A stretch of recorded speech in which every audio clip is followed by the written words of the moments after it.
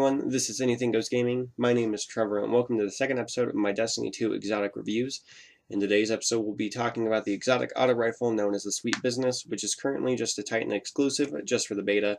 A quick note though, before this video begins, this is subject to change due to the fact that we are currently playing in a beta build of the game. So I feel like either the PvP or the PvE side of this review should be changed upon full release of the game, I will make a new video or new videos. But for now, let's get into the video, and I hope everyone enjoys. The way you get this gun is as simple as just pressing a button. Quite literally, actually, too. You get this gun within the first 2 minutes of the Homecoming mission if you play as a Titan. So yes, as I said before, it is currently a class exclusive weapon for the beta, but I doubt this will be the case on the full release, but who knows, we will see.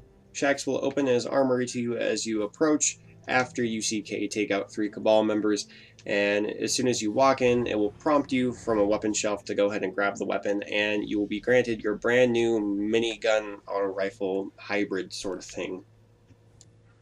So for right now, we only have 5 perks for the Sweet Business. Hopefully this changes upon full release of the game. So the exotic perk, which I doubt will change, is called Payday. The larger magazine, increased accuracy when firing from the hip.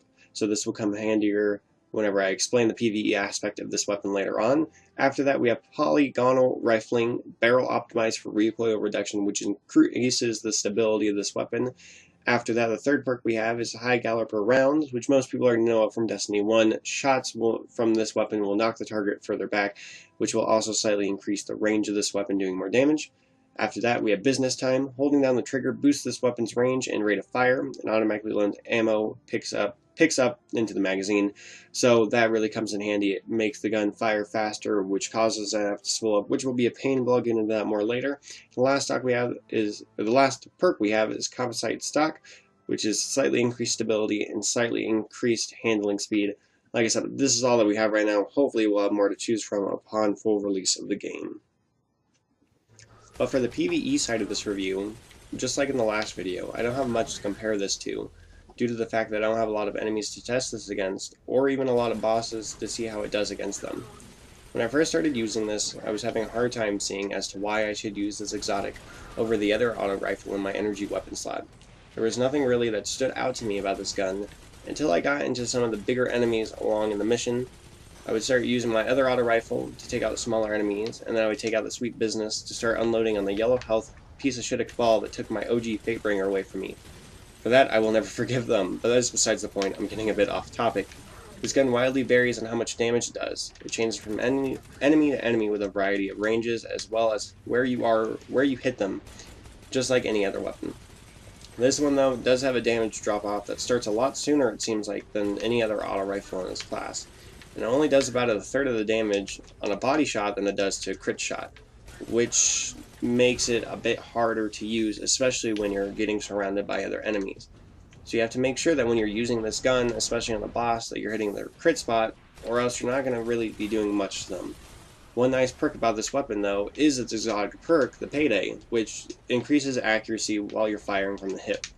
So this can come in handy if you're going into a room, especially right now, since all we have to deal with is the Cabal. Whenever you're dealing with a lot of Scions, since they have a low health and you don't really have to aim with them, you can just start spraying as soon as you walk into a room and you start dealing with them, especially since this has increased accuracy while firing from the hip. But when it does come to bigger enemies, you have to make sure that you are hitting their crit spot, because this weapon isn't going to do much to them. On normal Cabal, whenever I got a crit shot, I was doing upwards of about 90 to maybe 100 if I'm recalling correctly. But whenever I was hitting their body, I was doing downwards of around 30 to 40, maybe sometimes around 20, depending on how far away I was. So, as I can't express enough when it comes to this, you have to make sure when it comes to larger enemies, you're hitting their crit spot, or else this gun is honestly completely worthless as an SMG when it comes to range. So, for the PvP aspect of this gun, this weapon definitely has a very big learning curve to it, especially in a Crucible that already has a meta flooded with SMGs, as well as the infamous Minute 42 hand cannon, which I hope I'm pronouncing that right, but knowing myself, I'm probably just butchering it like every other thing that I attempt to say that I don't know how it's actually pronounced.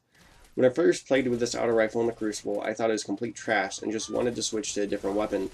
I was getting outgunned by fusion rifles that hadn't even started charging up yet, hand cannons, scout rifles, bolt rifles, everything else that's out there. It was making my blood boil, and I kept thinking, why not just switch to a hand cannon and use the meta like the rest of the Guardians currently playing the beta?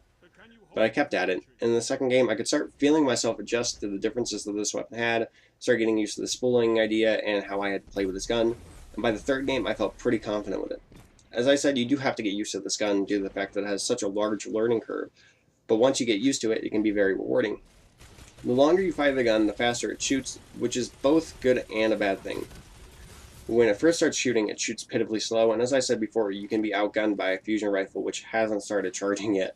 But once it gets going, it shoots as fast to match some of the SMGs that are currently in the beta. To use this gun effectively, you have to keep an eye on your radar and see where enemies are and start spooling it up before you even see the other enemy. You gotta start pre-firing. Pre-firing is honestly your best friend when it comes to this gun, but it does come at a risk of running out of ammo. The magazine is decent for an auto rifle. It's actually very good for an auto rifle, but pitiful for an LMG, which even though we don't have LMGs in Destiny 2, this is basically what this gun is. It's a minigun. The magazine size of it is 99 rounds, which is very easy to run out of ammo whenever this thing starts going. The best way to use this gun is trying to sneak up behind an enemy and start firing on them before they even know you're there. So you have to play defensively with this weapon, or else you're not really going to get anywhere. Because if you charge head-on to another Guardian, your enemy is going to be able to shoot 3 or 4 rounds before you're even able to get 2 rounds out of this thing before it starts going fast. So overall, this weapon can be a bit finicky and can be a bit of a bitch to use most of the time. After you get used to the spooling feature that this weapon does offer, it can help you be a little bit more successful with this weapon, especially in Crucible. In the Crucible, though, you do have to use the right playstyle to be really successful with this weapon. Whether it be a defensive playstyle or a little bit sneaky of a playstyle and going behind your enemy and unloading on them before they even know you're there. And if you try rushing Guardians, you're going to get mowed down by a fusion rifle that has a charge time of about 10 seconds. But it can be done, if you, like I said, if you use the right playstyle. In PvE, though, you have to make sure that if you're using it on the boss, you're hitting their crit spot, or else it won't really do much, and it'll probably be like a sidearm that you're trying to use against the boss.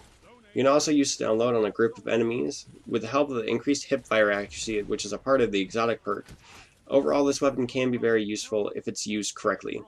Well, that's all that I have to say for today's episode. I hope you guys all enjoyed this video. I also plan on trying to pre-record enough Destiny 2 beta gameplay to post at least one Destiny 2 video every week until the launch of the full game. But if you enjoyed, please like, comment, and subscribe. If you didn't, let me know down in the comment section what I could do in the future to improve my future videos. Also, my Facebook, Twitter, and Instagram links, will be in the description. And until next time, goodbye everyone, and happy hunting.